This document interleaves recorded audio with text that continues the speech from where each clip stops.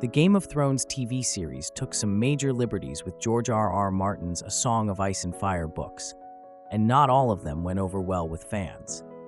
In this video, we're counting down the top 10 scenes that infuriated book readers and changed the way many view the series. If you're a book reader who felt let down by these scenes, don't forget to like, subscribe, and share this video. Let us know in the comments which scene you found the most disappointing, or if there's another that should be on this list. 10. Shae wasn't the reason Tyrion killed Tywin. Tywin Lannister's death is drastically different from his death in the book. Tyrion didn't kill his father because of Shae. He did it because of what his father had done for his first wife, Tysha. In the book, Tyrion comes to ask his father about what happened to Tysha with a crossbow. When Tywin called his first wife a whore, Tyrion warned him that he would shoot him, and when Tywin used the word again, Tyrion did what he had said he would. Game of Thrones television series made it seem like Tyrion killed his father because of Shae, but the truth is far from that. It's one of the scenes that the TV series changed to eliminate Tysha from the story altogether. In the show, Tysha only existed in 2 lines by mention. Given how important Tysha was to Tyrion, the original book scene for Tywin's death made more sense. 9. There were many changes to the Red Wedding. The Game of Thrones series is notorious for eliminating subplots and characters due to its limited runtime. There are many things that the show got wrong about the Red Wedding. For one, when Robb Stark was stabbed by Lord Bolton in the show, the murderer said, "The Lannisters send their regards."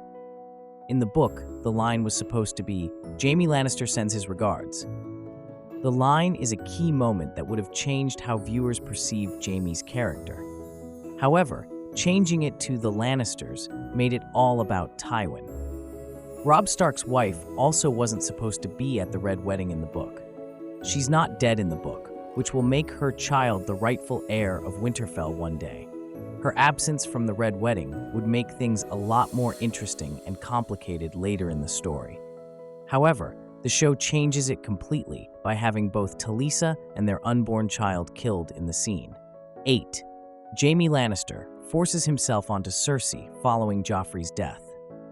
Book fans are furious about the uncomfortable sex scene between Jaime and his sister Cersei in front of their dead son's body.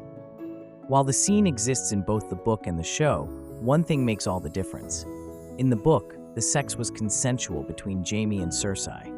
It was an emotionally devastating moment for both of them. Despite how uncomfortable the scene was, it made sense for their characters. The show's change was completely unnecessary. Having Jaime assault his sister is out of character, given the dynamics of their relationship and how Jaime is to his sister. The change doesn't really affect either of the characters. Instead, it disrupted how devastated they were about Joffrey's death. It seems that the show changed it for shock value. 7. Dany and Khal Drogo's wedding night is unnecessarily violent. Similar to Cersei and Jaime's uncomfortable sex scene, Game of Thrones also made Dany and Khal Drogo's wedding night non-consensual.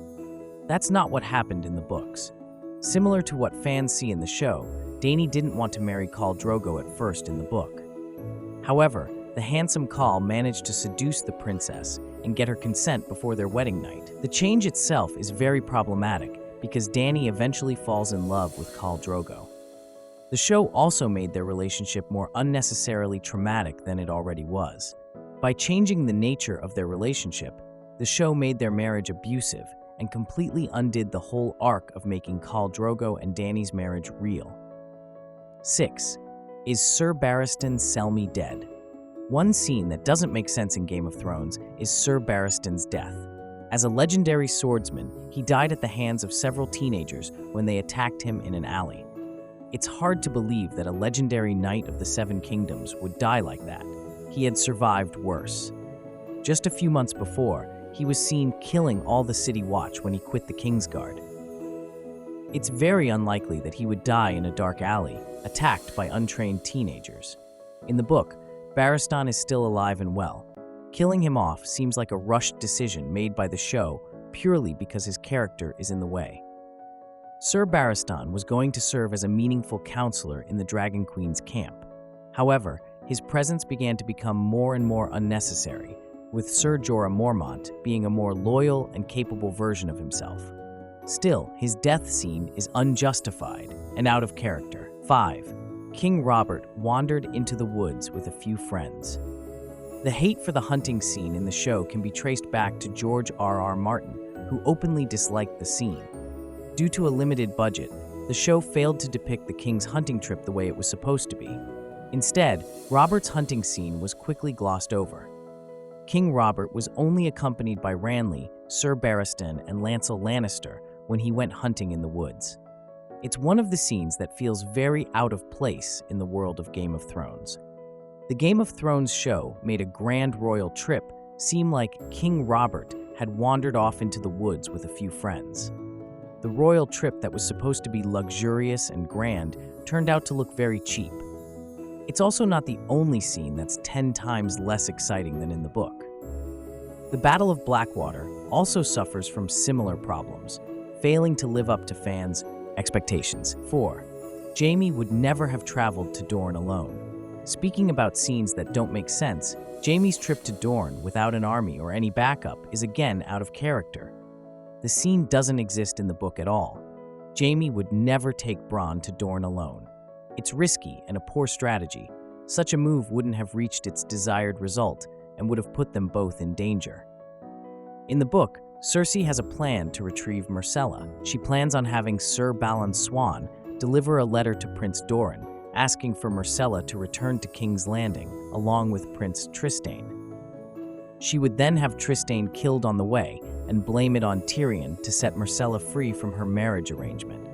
Cersei's plan would make much more sense in the Game of Thrones universe.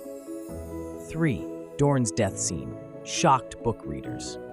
From the point George R.R. Martin was kept out of the loop for the show's creative decisions, Game of Thrones made several massive changes to separate itself from the book.